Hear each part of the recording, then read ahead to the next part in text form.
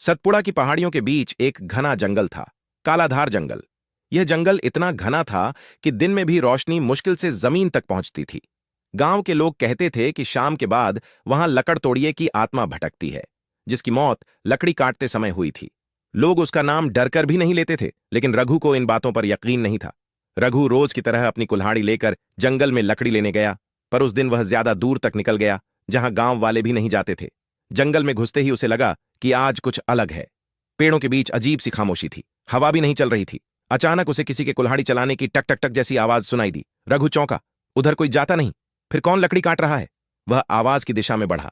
जंगल और गहरा होता जा रहा था। इतने में उसे एक सूखी जगह दिखी। बीच में एक पुराना पेड़ और उसके बगल में एक आदमी, जिसकी पीठ रघु की तरफ थी।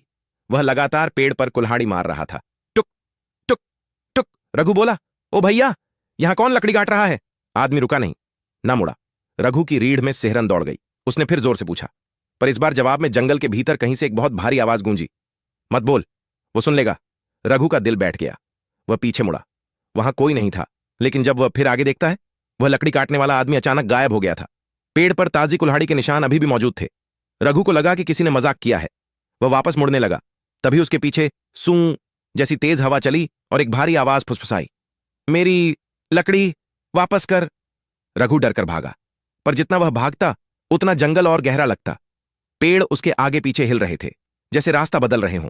अचानक उसके पैरों के पास पुरानी खून से सनी कुल्हाड़ी गिर पड़ी। रघु चीख पड़ा।